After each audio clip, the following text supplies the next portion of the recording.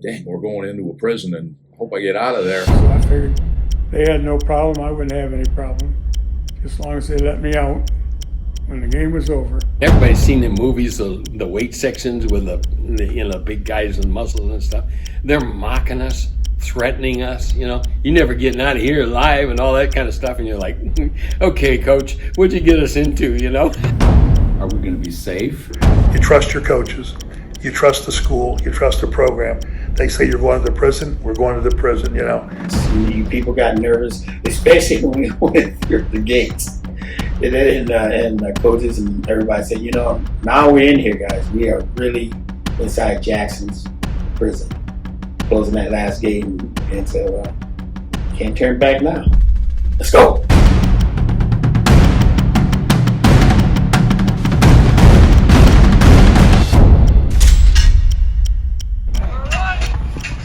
Football has been part of the fabric for more than a century at Hillsdale College.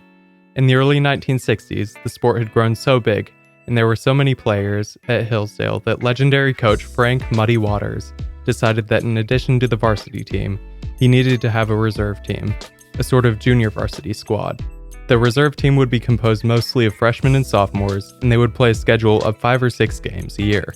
Muddy was having trouble finding enough opponent reserve teams, and it was then that he discovered a new opportunity to play inmates of the notorious Jackson prison. When they told us we're playing Jackson Prison, and it was like a JV game, I said, that's fine, I'm a freshman, I need the experience, got to play somebody, and I had no experience going into a prison, but I had heard of softball teams from my hometown playing there during the summer, and baseball teams playing in there. Jackson Prison, about 30 miles north of Hillsdale, had a reputation as one of Michigan's toughest prisons, home to many murderers, armed robbers, and other violent felons.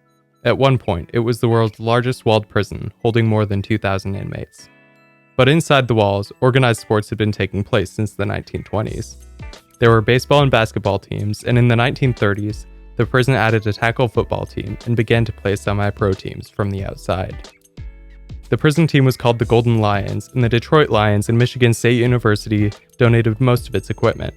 In the late 1930s, former Notre Dame star Gerald Noonan, who played for legendary coach Knute Rockne, coached the team after being sent to Jackson for financial crimes. Prison officials thought hosting outside teams to play football gave inmates something productive to do, providing an incentive for good behavior.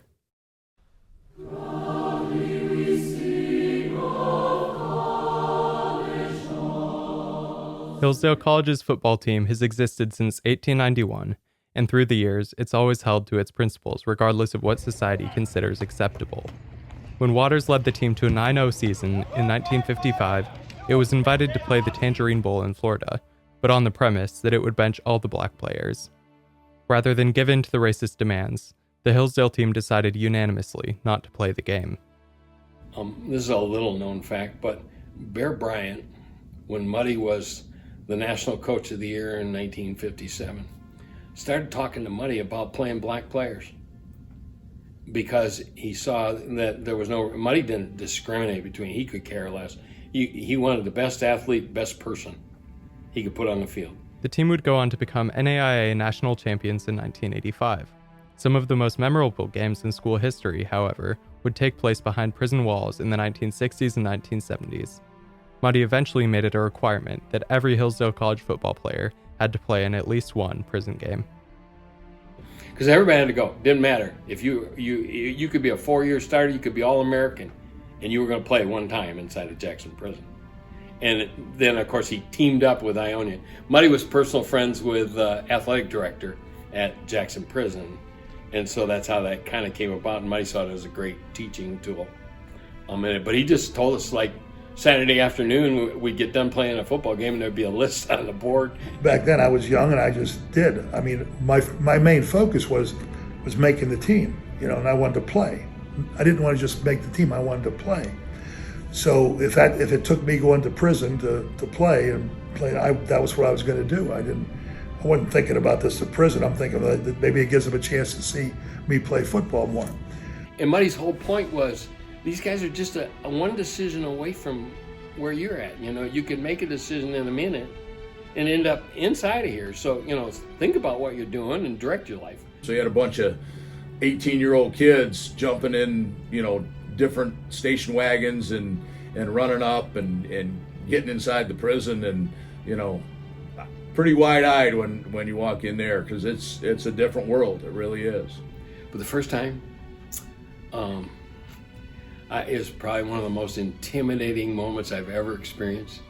You go into, at the time, Jackson's the largest walled prison in the world, and it was high security.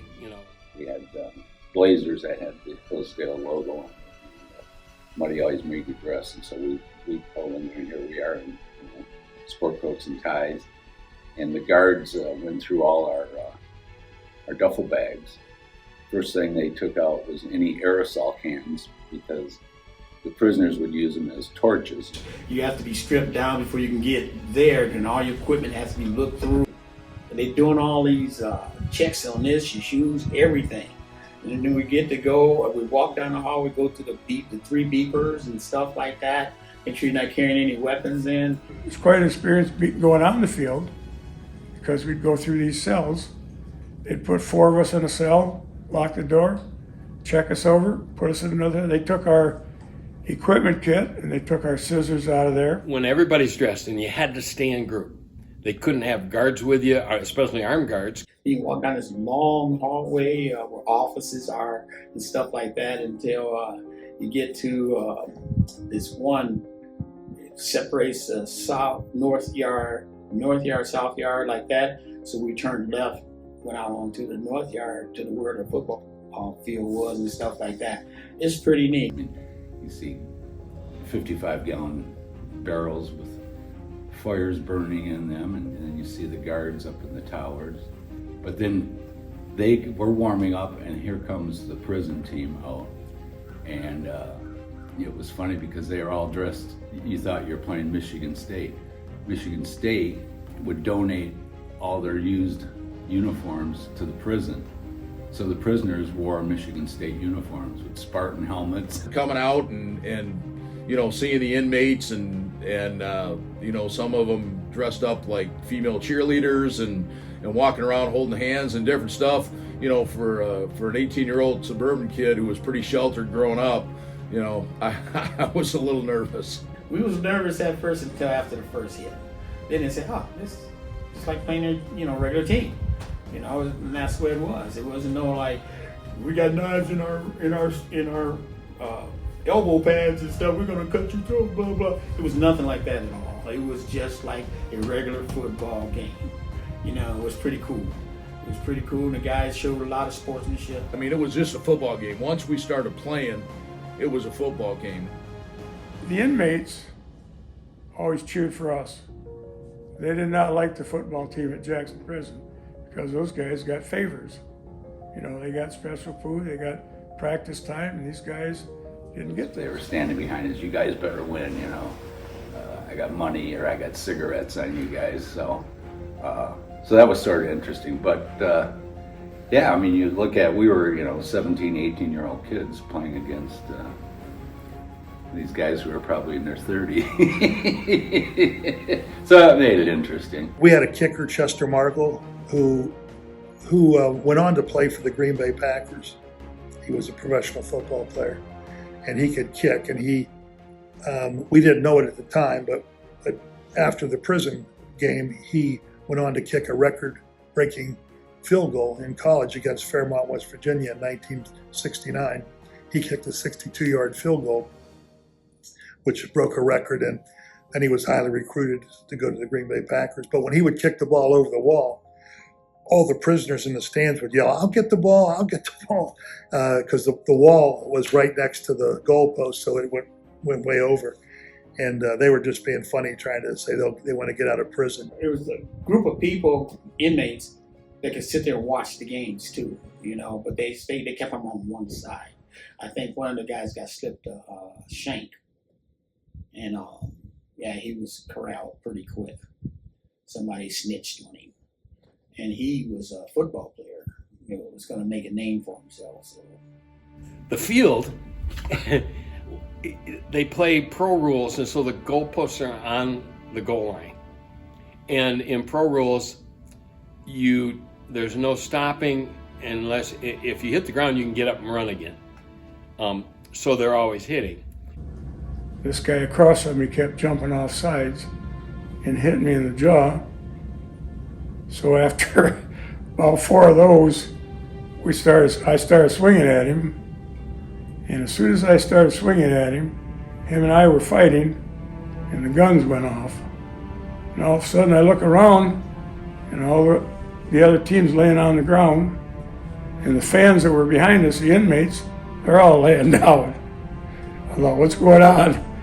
And that was it. There was anything started, they wanted to stop it right now, so the guns went off and it was stopped. And I was kicked out of the game, and so was he. The quarterback for them, I remember his name was Art Gowans, and he was an ex-Michigan State basketball player. One of the leading rebounders as a sophomore in the Big Ten. And somebody told me he got into Jackson by killing his wife. So I thought, wow, these guys are hardened criminals. And here I am, 18 years old from small town Harry, and I thought, what am I doing here playing these guys? Yeah, anyway, it was a good experience. But back then, I mean, it's like I said, it wasn't a big deal. I mean, it's what you did, you know. And the games were like regular football games, and the competition was like a regular competition. One of the most memorable prison games took place in 1975 when a freshman running back from Ypsilanti, Michigan named Brian Anderson made the trip to Jackson with his new Hillsdale teammates. I grew up in Ypsilanti. I was born in 1957. Brothers and sisters that lived with us in the house. 4 of us, 2 girls, 2 boys. Yeah, I'm the second to the oldest. It was pretty nice and quiet. Back to high school football, I was a running back. Prep 2-time All-American running back. Got honorable mention All-State my senior year. I still have more 100-yard games than anybody in the history of that high school. My coach, Ralph Perello, was at Michigan first and then he transferred to Hillsdale College. I was too small for Big Ten, I think, and I don't think I'd got the exposure of playing as much as at a Big Ten school like I did here at Hillsdale College. I came here and I kind of fit in really nice. A lot of people got that experience probably who would never ever get to play on a varsity level at all. I was on varsity level for 4 years, but I got a chance to play a lot with the JVs and stuff like that. So it was cool. At Jackson Prison, when we played against the prisoners? Yeah, that was like a surprise. On the JV team my freshman year, said, yeah, we're going to play against Jackson Prison. I'm like, that's on the schedule? You just coach you guys just messing with us, huh? Nope, it was on the schedule, and actually it was great. It was a lot of fun playing against the inmates and stuff like that. And they were actually pretty cool about playing. I think that's the highlight of some of those guys' life, to get to play football. You know, you're incarcerated and you still get to play a contact sport. You know, there was no foul playing and none of that stuff. It was just like a regular football game. As the Hillsdale team got ready to take the field for the game, Brian looked across the field at the prison team and saw something he wasn't expecting, a nefarious character from his past in Ypsilanti. John Norman Collins, 22, a student at Eastern Michigan University, was brought to district court in Ypsilanti this afternoon to be formally charged with the murder of co-ed Karen Sue Beineman, the 7th victim in a series of slayings of young women in the area over the past 2 years. John Norman Collins, a serial killer who had terrorized Ypsilanti in the late 1960s, was also a star athlete. He had attended St. Clement High, a Catholic school in Center Line, Michigan. His high school girlfriend said he had good manners but was angry most of the time. He played many sports for St. Clement, including football, where he was tri-captain, and played fullback and defensive end. Collins graduated high school in 1965. I'm going to take it back a little bit on John Norman Collins. I'm from Ypsilanti, so we knew more about him, than meets the eye there. So, and this is a part of, I was like 14, 15 years old. Not huge, but I was a physique model. And John Collins worked at the same place. He was a physique model too, and they take pictures of you going in these magazines. I never made the magazine card because I had to say, see you later, I'm going to play football, kind of stuff. But yeah, I met him a long time ago. and that was John Norman Collins. You know, it's like, I didn't know who he was, and he wasn't famous for what he done at that particular time. As Collins was returned to jail in Ann Arbor, police were more laconic here than usual. But sources say police seem to believe more than ever now that they've got the right man. I think it was around that time where he got caught, and he wasn't showing up anymore. And the guy who was in charge of taking all these pictures, he said, well, we don't have John anymore. So it was like, oh, okay. So reading in the paper, and I said, that's why John's not coming. Yeah, he was a linebacker. He quickly said Anderson. You know, he said, you know, he's always been kind of, to me, this is just to me, okay, as a kind of little, I don't know how to say this, off a little bit, where he's so focused on what he want to do on that football field, you know. And I tried to put in his head that we knew each other, and either he remembered or he didn't care. You know, he was a linebacker and I was the running back. I had something like a 70-yard touchdown run. He chased me all the way to the end zone, right? I mean, he was like 15 yards behind me. And I was giving the ball to the ref and he was still coming. I looked at the ref, I said, you want to make sure that guy don't try to tackle me? You know, just like, I'm not kidding you, the ref looked up and he's blowing his whistle at the guy, the play's over with, all this other stuff. It was, at the time, it wasn't hilarious. You know, it was like, I don't know if that guy's trying to kill me or not. It was a great experience going inside the one, at that particular time, the world's largest walled-in prison. It was pretty cool. It was just awesome, yeah. And we walked out winners, victorious, and still alive. The prison games ended in the late 1970s when Jackson Prison disbanded its tackle football team. For the Hillsdale College players who played in the games, though, the memories and lessons will live on forever. Okay, lesson number one, I never want to go to prison.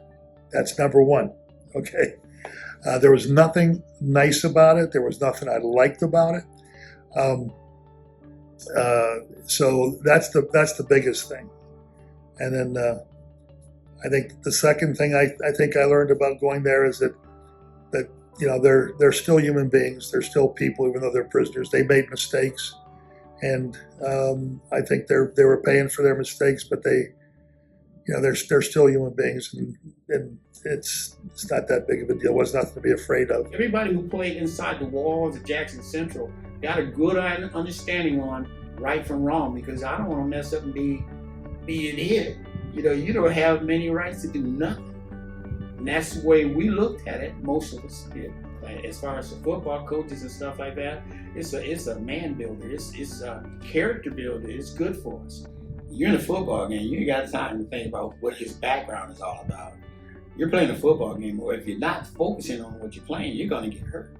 So my whole attitude, and I think everybody will concur with me on this as well, we're playing a football game. I don't care where we at playing this game. Those guys across on the other side of the line are trying to knock our heads off. It doesn't matter who we was playing. You have that, you know, we're better, blah, blah, blah, and all this other stuff. And maybe every once in a while there's like some headbutting and stuff like that. Well, you didn't have that in the prison. There was none of that. I mean, it seems like the inmates was more geared up and cheering us on than their own team, because, you know, we're outsiders and they want to show support to us. So it was really nice. These guys are people too, that they may have committed these heinous crimes, and they're being punished for it, and they deserve to be where they are for the most part, but they're still human beings who are, you know, presumably for the ones who are not in there for life, are trying to get their life back on track. In Coach Otter's phrase, he's trying to help young men become better men, which is a nice, simple way of stating basically the college mission statement. And it's the exact same thing that I try and do in my class. So I'm trying to help young men and women become better men and women, better citizens, all that kind of stuff, right? So it's the same mission, so we're just cooperating. They can learn self-sacrificing love. They can learn to deny themselves and pick up the cross of the team and carry it, which is a Christian, fundamental Christian spiritual message. God's law of love. Love God, love your neighbor. And it manifests there in the team. I think that would be a really interesting experience, because I think at the end of the day, and from what I understand of how they did it in the past, at the end of the day, usually the players came to see that the other guys were just human too. And so I think that's beautiful. Our motto is strength rejoices in the challenge, or virtue rejoices in the challenge, as I prefer to say. Well, the virtues are only significant, they're only salient, they're only important when there's adversity. I like to be challenged in music, martial arts, everyday life, work. I like challenge. That's what makes me thrive. I like to challenge and see if I can get that. See if I can get that, be successful at that. The challenges you face while you're in college, you overcome them, it makes you a stronger person in life. It helps a lot. It's not just football, but in the classroom also. It was a good experience all around at Hillsdale College. Strength rejoices in the challenge as it pertains to the prison games was, simply that understanding of how fortunate we are, the challenges to appreciate what the prisoners are going through, put us in an uncomfortable situation. A lot of times growth comes through getting out of your comfort zone. No matter what the challenges are, you can still be strong in your beliefs and your core values. And that's really what I look at is that saying is exactly what's going on at this school and continues to go on at this school. So that's what I see as a tremendous value. And I hope Central Hall to me is like a what do you call it? Like a lighthouse in the storm.